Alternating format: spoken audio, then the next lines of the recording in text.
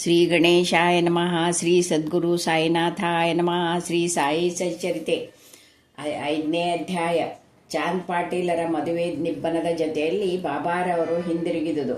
ಫಕೀರನಿಗೆ ಸಾಯಿ ಎಂಬ ಹೆಸರು, ಇತರ ಸನ್ಯಾಸಿಗಳೊಡನೆ ಸಂಪರ್ಕ, ಬಾಬಾರವರ ದಿನಚರಿ, ಬೇವಿನ ಮರದ ಬುಡದಲ್ಲಿರುವ ಪಾದುಕೆಗಳು, ಮೊಯ್ದೀನ್ ತಾಂಬೋಳಿಯವರೊಡನೆ ಕುಸ್ತಿ ಮತ್ತು ಅವರ ಜೀವನದಲ್ಲಿ ಬದಲಾವಣೆ, ನೀರನ್ನು ಎಣ್ಣೆಯಾಗಿ ಪರಿವರ್ತಿಸಿದ್ದು, ಕಪಟ ಗುರು ಜವಾಹರ್ ಅಲಿ.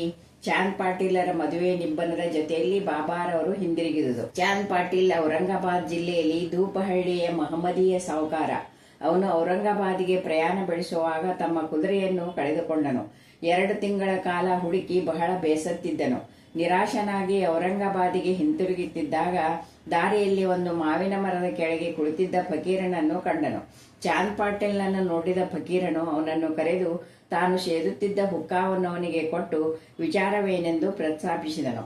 ಅವನು ಕುದುರೆಯನ್ನು ಕಳೆದುಕೊಂಡ ಸಮಾಚಾರವನ್ನು ಅರುಹಿದನು. ಇದನ್ನು ಕೇಳಿದ ಫಕೀರನು, ಇಲ್ಲಿಯೇ ಹಳ್ಳದ ಬಳಿಗೆ ಹೋಗಿ ನೋಡು, ಅಲ್ಲಿದೆ ಎಂದನು. ಚಾಂದ್ ಪಾಟೀಲನನ್ನು ಅಲ್ಲಿಗೆ ಹೋಗಿ ನೋಡಲು ತನ್ನ ಕುದುರೆ ಅಲ್ಲಿ ಮೇಯುತ್ತಿರುವುದನ್ನು ಕಂಡು ಆನಂದಭರಿತನಾಗಿ, ಈ ಫಕೀರನು ಸಾಮಾನ್ಯನಲ್ಲ ಎಂದು ಮನಸ್ಸಿನಲ್ಲಿ ಯೋಚಿಸಿ ಕುದುರೆಯೊಡನೆ ಫಕೀರನ ಕಡೆಗೆ ಹಿಂದಿರುಗಿದನು. ಅಷ್ಟು ಹೊತ್ತಿಗಾಗಲೇ ಹುಕ್ಕಾ ತಯಾರಾಗಿತ್ತು. ಅದರ ಬಟ್ಟೆ ಒದ್ದೆ ಮಾಡಲು ನೀರು, ಹೊಗೆಸೊಪ್ಪು ಹೊತ್ತಿಸಲು ಬೆಂಕಿಯೂ ಬೇಕಾಗಿದ್ದಿತು. ಆಗ ಫಕೀರನು ಸಟಕ ಶೂಲದಿಂದ ನೆಲಕ್ಕೆ ಹೊಡೆದ. ಕೂಡಲೇ ಬೆಂಕಿ ಉತ್ಪತ್ತಿಯಾಯಿತು. ಮತ್ತೆ ಸಟಕ ನೆಲಕ್ಕೆ ಹೊಡೆದನು. ನೀರು ಹೊರಹೊಮ್ಮಿತು. ಅದರಿಂದ ಬಟ್ಟೆಯನ್ನು ಒದ್ದೆ ಮಾಡಿ ಹುಕ್ಕಾ ಸೇವಿಸಿದನು. ನಂತರ ಚಾಂದ್ ಪಾಟೀಲನಿಗೂ ನೀಡಿದನು. ಇದನ್ನು ನೋಡಿ ಚಾಂದ್ ಪಾಟೀಲನಿಗೆ ವಿಸ್ಮಯವಾಯಿತು. ಅವನು ಫಕೀರನನ್ನು ತನ್ನ ಮನೆಗೆ ಆಹ್ವಾನಿಸಿ ತನ್ನ ಆದಿರಾತಿಥ್ಯ ಸ್ವೀಕರಿಸುವಂತೆ ಬೇಡಿಕೊಂಡನು. ಮಾರನೇ ದಿನ ಫಕೀರನು ಸಹ ಚಾಂದ್ ಪಾಟೀಲನೊಂದಿಗೆ ಪ್ರಯಾಣ ಮಾಡಿ ಅವನ ಮನೆಯಲ್ಲಿ ಸ್ವಲ್ಪ ದಿನಗಳಿದ್ದನು. ಚಾಂದ್ ಪಾಟೀಲನು ತನ್ನ ಮೈದುನನ ಮದುವೆಗೆ ಹೊರಡಬೇಕಾಯಿತು. ಮದುವೆ ಶಿರಡಿಯಲ್ಲಿ ನಡೆಯುವ ಹಾಗೆ ನಿಶ್ಚಯವಾಗಿತ್ತು. ಆಗ ಫಕೀರನು ಸಹ ಮದುವೆ ಬಳಗದೊಂದಿಗೆ ಶಿರಡಿಗೆ ಬಂದನು. ಮದುವೆ ಸಾಂಗವಾಗಿ ನೆರವೇರಿತು. ಬೀಗರೆಲ್ಲರೂ ಹಿಂತಿರುಗಿದರು. ಆದರೆ ಫಕೀರನು ಮಾತ್ರ ಶಿರಡಿಯಲ್ಲಿಯೇ ಉಳಿದನು. ಫಕೀರನಿಗೆ ಸಾಯಿ ಎಂಬ ಹೆಸರು. ಮದುವೆ ನಿಬ್ಬನದವರು ಖಂಡೋಬಾ ದೇವಸ್ಥಾನದ ಬಳಿ ಇದ್ದ ಭಗತ್ ಮಾಳ್ಸಾಪತಿಯವರ ಹೊಲದ ಬಳಿ ಬಂದರು. ಗಾಡಿಯಿಂದ ಎಲ್ಲರೂ ಒಬ್ಬೊಬ್ಬರಾಗಿ ಇಳಿಯುತ್ತಿದ್ದರು.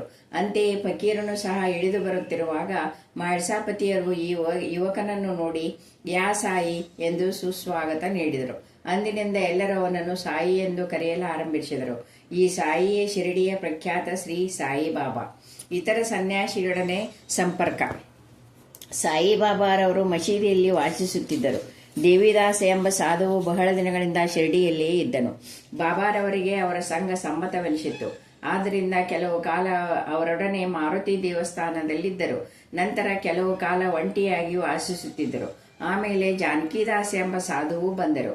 ಬಾಬಾರವರು ಅವರೊಡನೆಯೂ ಸಂಪರ್ಕ ಬೆಳೆಸಿ ಇವರಿರುವ ಕಡೆಗೆ ಅವರು, ಅವರಿರುವ ಕಡೆಗೆ ಇವರು ಬಂದು ಹೋಗುತ್ತಿದ್ದರು. ಗಂಗಾಗೀರ್ ಎಂಬ ಸಾಧುವಿನೊಡನೆಯೂ ಸಂಪರ್ಕ ಬೆಳೆಸಿದ್ದರು. ಗಂಗಾಗೀರ್ರವರು ಮೊದಲು ಬಾಬಾರವರೇ ಸ್ವತಃ ತೋಟಕ್ಕೆ ನೀರೆರೆಯುತ್ತಿರುವುದನ್ನು ನೋಡಿ ಆಶ್ಚರ್ಯಚಕಿತರಾಗಿ, ಇಂತಹ ಅಮೂಲ್ಯವಾದ ರತ್ನವನ್ನು ಹೊಂದಿರುವ ಶಿರಡಿಯೇ ಪುಣ್ಯಸ್ಥಳ ಎಂದು ಹೇಳಿದರು. ಇವನು ಸಾಮಾನ್ಯನಲ್ಲ, ಶಿರಡಿಯ ಅದೃಷ್ಟವೇ ಸರಿ ಎಂದೂ ಸಹ ಹೇಳಿದರು. ಇದೇ ರೀತಿ ಅಕ್ಕಲಕೋಟೆಯ ಮಹಾರಾಜರ ಶಿಷ್ಯರಾದ ಆನಂದ ಮಠದ ಆನಂದನಾಥ ಎಂಬ ಸಾಧುವು ಸಹ ಶಿರಡಿಗೆ ಬಂದಿದ್ದರು. ಅವರು ಸಹ ಸಾಯಿಬಾಬಾರನ್ನು ನೋಡಿ, ಇದೇ ನೈಜವಾದ ಅಮೂಲ್ಯ ರತ್ನ, ಇವರು ಸಾಮಾನ್ಯ ಮನುಷ್ಯರಲ್ಲ, ನೀವು ಇದನ್ನು ಮುಂದೆ ಮನಗಾಣುವಿರಿ ಎಂದು ಹೇಳಿ ಏವಲ್ಗಾ ಗ್ರಾಮಕ್ಕೆ ಹಿಂದಿರುಗಿದರು. ಈ ನುಡಿಗಳೆಲ್ಲವೂ ಶ್ರೀ ಸಾಯಿಬಾಬಾರವರು ತರುಣರಾಗಿದ್ದಾಗಿನ ಮಾತುಗಳು. ಬಾಬಾರವರ ದಿನಚರಿ. ಚಿಕ್ಕ ವಯಸ್ಸಿನಲ್ಲಿಯೇ ಬಾಬಾರವರು ತಲೆ ಬೆಳೆಸಿದ್ದರು. ಎಂದೂ ಆಯುಷ್ಕರ್ಮ ಮಾಡಿಸಿರಲಿಲ್ಲ. ಜಟ್ಟಿಯ ಹಾಗೆ ಉಡುಪು ಧರಿಸುತ್ತಿದ್ದರು. ರಹತಾಕ್ಕೆ ಹೋದಾಗ ಅಲ್ಲಿಂದ ಚಂಡು, ಜಾಯಿ ಮತ್ತು ಜೂಯಿ ಎಂಬ ಹೂವಿನ ಗಿಡಗಳನ್ನು ತಂದು ನೆಟ್ಟು ನೀರೆರೆದು ಬೆಳೆಸಿದ್ದರು. ಶಿಷ್ಯನಾದ ವಾಮನ್ ತಾತೆ ಎಂಬವನು ಪ್ರತಿದಿನವೂ 2 ಹಸಿ ಮಡಿಕೆಗಳನ್ನು ತಂದು ಕೊಡುತ್ತಿದ್ದನು. ಬಾಬಾರವರು ಬಾವಿಯಿಂದ ನೀರು ಸೇದಿ ಗಿಡಗಳಿಗೆ ಎರೆಯುತ್ತಿದ್ದರು. ಸಾಯಂಕಾಲವಾದ ನಂತರ ಮಣ್ಣಿನ ಮಡಿಕೆಗಳನ್ನು ಒಂದು ಕಡೆಗೆ ಇಡುತ್ತಿದ್ದರು. ಅವು ಹಸಿ ಮಣ್ಣಿನಿಂದ ಮಾಡಲ್ಪಟ್ಟಿದ್ದರಿಂದ ಮಾರನೇ ದಿನದ ಹೊತ್ತಿಗೆ ಒಡೆದು ಹೋಗುತ್ತಿದ್ದವು. ಮರುದಿನ ವಾಮನ್ ತಾತ್ಯ ಪುನಃ 2 ಮಡಿಕೆಗಳನ್ನು ತಂದಿಡುತ್ತಿದ್ದರು. ಈ ರೀತಿ ಸುಮಾರು 3 ವರ್ಷಗಳ ಪರಿಶ್ರಮದಿಂದ ಅವರು ಒಂದು ತೋಟವನ್ನು ನಿರ್ಮಿಸಿದರು. ಈ ನಿವೇಶನದಲ್ಲಿಯೇ ಬಾಬಾರವರ ಮಹಾಸಮಾಧಿ ಮಂದಿರ ನಿರ್ಮಿತವಾಗಿದೆ. ಬೇವಿನ ಮರದ ಬುಡದಲ್ಲಿರುವ ಪಾದುಕೆಗಳು. ಅಕ್ಕಲಕೋಟೆಯ ಮಹಾರಾಜರ ಭಕ್ತ ಭಾಯಿ ಕೃಷ್ಣಾಜಿ ಆಲಿಬಾಕರ್ ಅವರು ತಮ್ಮ ಗುರುವಿನ ಫೋಟೋವೊಂದನ್ನಿಟ್ಟುಕೊಂಡು ಪೂಜಿಸುತ್ತಿದ್ದರು. ಒಂದು ದಿನ ಅಕ್ಕಲಕೋಟೆಗೆ ಹೋಗಿ ಗುರುಗಳ ಪಾದದರ್ಶನ ಮಾಡಬೇಕೆಂದು ಮನಸ್ಸಿನಲ್ಲಿ ಸಂಕಲ್ಪ ಮಾಡಿಕೊಂಡರು. ಆದರೆ ಅಲ್ಲಿಗೆ ಹೋಗುವ ಮುನ್ನವೇ ಅಕ್ಕಲಕೋಟೆ ಮಹಾರಾಜರು ಕನಸಿನಲ್ಲಿ ಕಾಣಿಸಿಕೊಂಡು, ಈಗ ನನ್ನ ವಿಶ್ರಾಂತಿ ಸ್ಥಳ ಶಿರಡಿ, ನೀನು ಅಲ್ಲಿಗೆ ಬಂದು ಪೂಜೆ ಮಾಡು ಎಂದರು. ಆಗ ಅವರು ತಮ್ಮ ನಿರ್ಧಾರವನ್ನು ಮಾರ್ಪಡಿಸಿಕೊಂಡು ಶಿರಡಿಗೆ ಬಂದು ಅಲ್ಲಿ 6 ತಿಂಗಳ ನೆಲೆಸಿ ಶ್ರೀ ಬಾಬಾರವರ ಸೇವೆ ಮಾಡಿದರು. ಈ ಸ್ಮಾರಕವಾಗಿ ಭಾಯಿ ಕೃಷ್ಣಾಜಿ ಅವರು ಪಾದುಕೆಗಳನ್ನು ತಯಾರಿಸಿ ಅಲ್ಲಿ ಪ್ರತಿಷ್ಠಾಪನೆ ಮಾಡಿದರು. ಇದು ನಡೆದದ್ದು ಸುಮಾರು 1912ರಲ್ಲಿ. ಪೂಜೆ ಮಾಡಲು ಒಬ್ಬ ಬ್ರಾಹ್ಮಣನನ್ನು ನೇಮಿಸಿದರು. ಅದರ ಮೇಲ್ವಿಚಾರಣೆಯನ್ನು ಭಕ್ತರಾದ ಸಗುಣರವರಿಗೆ ವಹಿಸಿದರು. ಕಥೆಯ ವಿವರ ಈ ರೀತಿ ಇದೆ. ಇದನ್ನು ಸಾಯಿ ಲೀಲಾ 2ನೇ ಸಂಗ್ರಹದ ಮೊದಲ ಸಂಚಿಕೆ 25ನೇ ಪುಟದಲ್ಲಿ ಕಾಣಬಹುದು. 1912ರಲ್ಲಿ ಡಾಕ್ಟರ್ ರಾಮರಾವ್ ಕೋಠಾರೆ ಎಂಬುವರು ಬಾಬಾರವರ ದರ್ಶನ ಪಡೆಯಬೇಕೆಂದು ಶಿರಡಿಗೆ ಬಂದರು.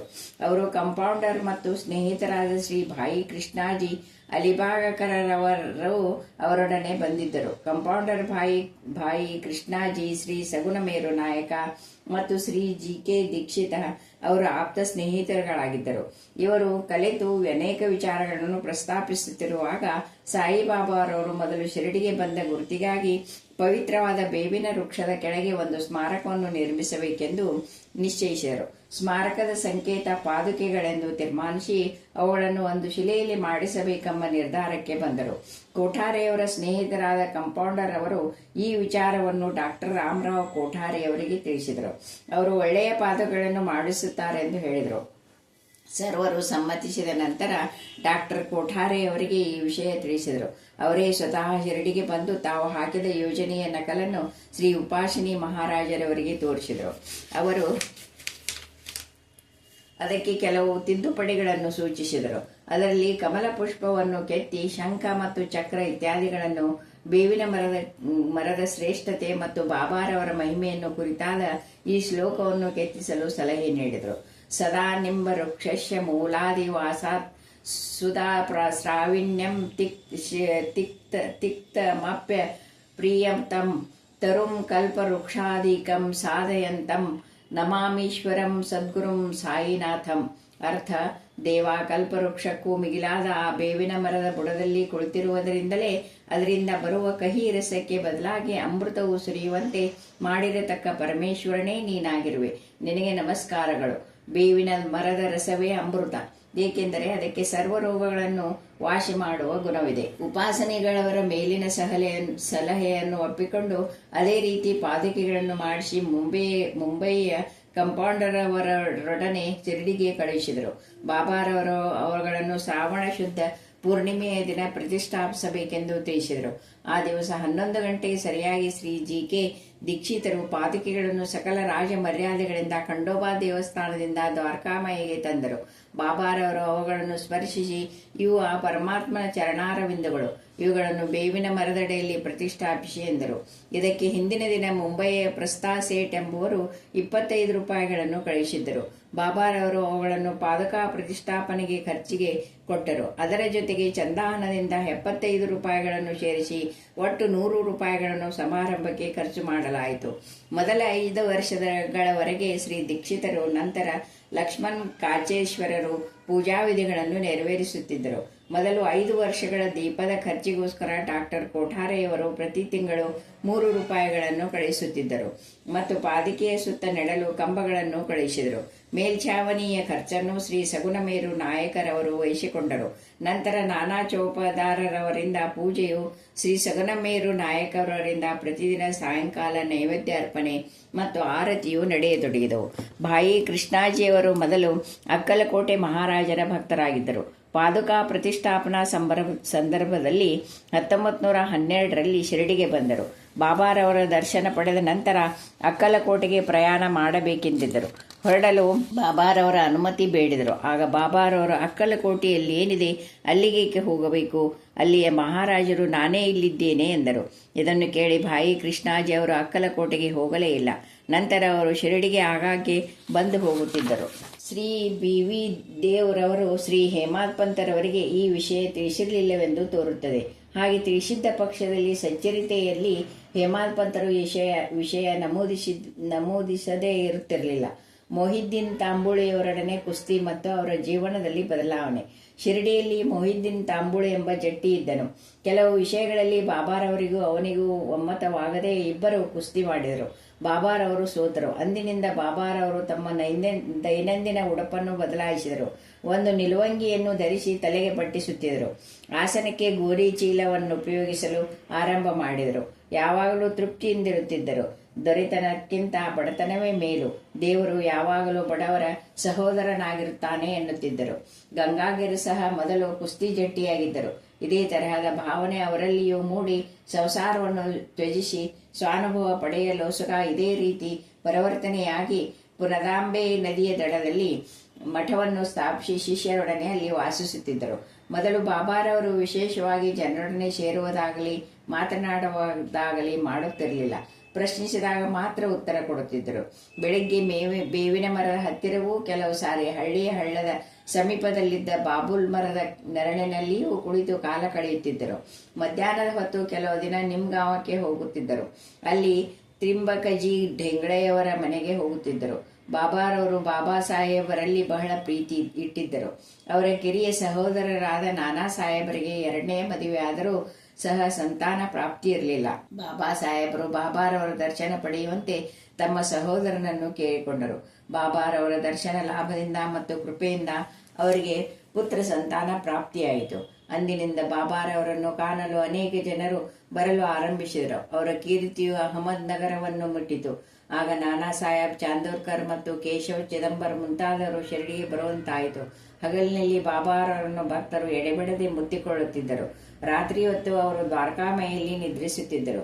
ಬಾಬಾರವರ ಆಗಿನ ಆಸ್ತಿ ಎಂದರೆ ಹುಕ್ಕಾ ಸೇದುವ ಚಿಲುಮೆ, ನಿಲುವಂಗಿ, ಒಂದು ತಗಡಿನ ಪಾತ್ರೆ, ಒಂದು ಕೋಲು, ಒಂದು ಬಟ್ಟೆಯನ್ನು ತಲೆಗೆ ಕಟ್ಟಿದ ನಂತರ ಅದರ ಕೊನೆಯನ್ನು ಸುತ್ತಿ ಹಿಂದಿನಿಂದ ಎಡಭಾಗದ ಕಿವಿ ಮೇಲೆ ಇಳಿಬಿಡುತ್ತಿದ್ದರು. ಗೋನಿ ಚೀಲವೇ ಅವರ ಆಸನವಾಗಿದ್ದಿತು. ಚಳಿಯಾದಾಗ ಮಾತ್ರ ದಕ್ಷಿಣದ ಕಡೆಗೆ ಮುಖ ಮಾಡಿಕೊಂಡು, ಅಂದರೆ ಅಗ್ನಿಕುಂಡದ ಮುಂದೆ ಕುಳಿತುಕೊಳ್ಳುತ್ತಿದ್ದರು. ಆ ಧ್ವನಿಯಲ್ಲಿ ತಮ್ಮ ಅಹಂಕಾರ, ಮೋಹ ಮುಂತಾದಗಳನ್ನು ಕಾಣಿಕೆಯಾಗಿ ಅರ್ಪಿಸಿದ್ದರು. ಕಾಲಿಗೆ ಪಾದರಕ್ಷೆಗಳನ್ನು ಉಪಯೋಗಿಸುತ್ತಿರಲಿಲ್ಲ. ಅವರಿದ್ದ ಮಸೀದಿ ದ್ವಾರಕಾಮಾಯಿಯಾಗಿ 1912ರಲ್ಲಿ ಪರಿವರ್ತನೆ ಹೊಂದಿತು. ನೀರನ್ನು ಎಣ್ಣೆಯಾಗಿ ಪರಿವರ್ತಿಸಿದ್ದು. ಸಾಯಿಬಾಬಾರವರಿಗೆ ದೀಪಗಳೆಂದರೆ ಬಹಳ ಆನಂದ. ಆದ್ದರಿಂದ ಅವರು ಪ್ರತಿ ಅಂಗಡಿಯ ಬಾಗಿಲಿಗೆ ಹೋಗಿ ಎಣ್ಣೆಯನ್ನು ಭಿಕ್ಷೆ ಬೇಡಿ ತಂದು ದ್ವಾರಕಾಮಾಯಿ ಮತ್ತು ದೇವಸ್ಥಾನದಲ್ಲಿ ದೀಪವನ್ನು ಹಚ್ಚಿ ರಾತ್ರಿಯೆಲ್ಲ ಉರಿಸುತ್ತಿದ್ದರು. ಈ ರೀತಿ ಕೆಲವು ಕಾಲ ನಡೆಯಿತು. ಒಂದು ದಿನ ಅಂಗಡಿಯವರೆಲ್ಲರೂ ಸೇರಿಕೊಂಡು ಬಾಬಾರವರಿಗೆ ಎಣ್ಣೆ ಕೊಡಬಾರದೆಂದು ತೀರ್ಮಾನಿಸಿ ಅವರು ಬಂದಾಗ ಯಾರೂ ಎಣ್ಣೆಯನ್ನು ಕೊಡಲೇ ಇಲ್ಲ. ಬಾಬಾರವರು ರಿಕ್ತ ಹಸ್ತದಿಂದ ಹಿಂದಿರುಗಿದರು. ಯಾವ ಅನುಮಾನವೂ ಇಲ್ಲದೆ ಬರೀ ಬತ್ತೆಯನ್ನು ಪನತಿಗಳಲ್ಲಿಟ್ಟು ತಗಡಿನ ಪಾತ್ರೆಯಲ್ಲಿದ್ದ ಸ್ವಲ್ಪ ಎಣ್ಣೆಗೆ ನೀರು ಬೆರೆಸಿ ಅದನ್ನು ಕುಡಿದರು. ನಂತರ ನೀರನ್ನು ಎಲ್ಲ ಪನತಿಗಳಲ್ಲಿ ಹಾಕಿಬಿಟ್ಟು ದೀಪಗಳನ್ನು ಹಚ್ಚಿಸಿದರು. ರಾತ್ರಿ ಎಲ್ಲ ಪನತಿಗಳು ಪ್ರಕಾಶಮಾನವಾಗಿ ಉರಿಯತೊಡಗಿದವು. ಇದನ್ನು ನೋಡಿದ ವರ್ತಕರು ಬಾಬಾರವರಿಗೆ ಬಂದು ಕ್ಷಮೆ ಬೇಡಿದರು. ಬಾಬಾರವರು ಅವರನ್ನು ಕ್ಷಮಿಸಿ ಇನ್ನು ಮುಂದೆ ಸತ್ಯತನದಿಂದ ನಡೆಯಿರಿ ಎಂದು ಉಪದೇಶ ಮಾಡಿ ಕಳುಹಿಸಿದರು. ಕಪಟಗುರು ಜವಾಹರ್ ಅಲಿ ಕುಸ್ತಿ ಘಟನೆ ಜರುಗಿದ 5 ವರ್ಷಗಳ ನಂತರ ಅಹಮದನಗರದಿಂದ ಜವಾಹರ್ ಅಲಿ ಎಂಬ ಫಕೀರನು ತನ್ನ ಶಿಷ್ಯರೊಂದೊಡನೆ ಶಿರಡಿಗೆ ಬಂದು ಅಲ್ಲಿ ವೀರಭದ್ರ ಸ್ವಾಮಿ ದೇವಸ್ಥಾನದ ಹತ್ತಿರದಲ್ಲಿದ್ದ ದೊಡ್ಡ ಕೊಠಡಿಯೊಂದರಲ್ಲಿ ಬಿಡಾರ ಮಾಡಿದನು. ಅವನು ಒಳ್ಳೆಯ ವಿದ್ವಾಂಸನಾಗಿದ್ದನು. ತನ್ನ ಮಧುರವಾದ ಕಂಠದಿಂದ ಕುರಾಣವೆಲ್ಲವನ್ನು ಕಂಠಪೂಟ ಮಾಡಿದ ಹಾಗೆ ಹೇಳುತ್ತಿದ್ದನು. ಹಳ್ಳಿಯ ಜನರೆಲ್ಲ ಅವನನ್ನು ಗೌರವಿಸತೊಡಗಿದರು. ಜನರ ಸಹಾಯದಿಂದ ವೀರಭದ್ರ ಸ್ವಾಮಿ ದೇವಸ್ಥಾನದ ಎದುರಿನಲ್ಲಿ ಈದಗಾ ಅಂದ್ರೆ ಮಹಮ್ಮದಿಯರು ಎದುರಿನಲ್ಲಿ ಕುಳಿತು ಪ್ರಾರ್ಥನೆ ಮಾಡುವ ಗೋಡೆ ಕಟ್ಟಿಸಲು ಪ್ರಯತ್ನಪಟ್ಟನು. ಈ ವಿಷಯದಲ್ಲಿ ಕೆಲವರೊಡನೆ ಮನಸ್ತಾಪವಾದ್ದರಿಂದ ಅವನು ಶಿರಡಿಯನ್ನು ಬಿಟ್ಟು ರಹತಾಕ್ಕೆ ಹೋಗಿ ನೆಲೆಸಬೇಕಾಯಿತು. ಹಾಗಾಗಿ ಅವನು ಶಿರಡಿಗೆ ಬಂದು ಬಾಬಾರವರೊಡನೆ ಮಸೀದಿಯಲ್ಲಿ ತಂಗುತ್ತಿದ್ದನು. ಜನರು ಇದನ್ನು ನೋಡಿ ಬಾಬಾ ಅವನ ಶಿಷ್ಯರೆಂದು ಭಾವಿಸಿದರು. ಆದರೆ ಅವರಿಗಿದು ಆಕ್ಷೇಪಣೀಯವಾಗಿ ಕಂಡು ಬರಲಿಲ್ಲ. ನಂತರ ಗುರು ಮತ್ತು ಶಿಷ್ಯರಿಬ್ಬರು ರಹತಾಕ್ಕೆ ಹೋಗಿ ನೆಲೆಸಬೇಕೆಂದು ತೀರ್ಮಾನಿಸಿದರು. ಗುರುವಿಗೆ ಶಿಷ್ಯನ ಯೋಗ್ಯತೆ ತಿಳಿದಿರಲಿಲ್ಲ. ಆದರೆ ಶಿಷ್ಯನಿಗೆ ಮಾತ್ರ ಗುರುವಿನ ಯೋಗ್ಯತೆ ತಿಳಿದಿತ್ತು. ಆದರೂ ಶಿಷ್ಯನು ಅವರನ್ನು ಕೀಳಾಗಿ ಕಾಣುತ್ತಿರಲಿಲ್ಲ. ಶಿಷ್ಯನು ಗುರುವಿನ ಕೆಲಸಗಳನ್ನು ಅತಿ ಜಾಗರೂಕತೆಯಿಂದ ವೀಕ್ಷಿಸುತ್ತಿದ್ದನು. ಶಿಷ್ಯನು ಅನೇಕ ಸಲ ರಾಯತಾಕ್ಕೆ ಹೋಗುತ್ತಿದ್ದನು. ಅವರ ಮುಖ್ಯ ಸ್ಥಾನ ರಾಯತ ಆಗಿತ್ತು. ಶಿರಡಿಯ ಬಾಬಾರವರ ಭಕ್ತರಿಗೆ ಇದು ಸಮ್ಮತವಾಗಿರಲಿಲ್ಲ.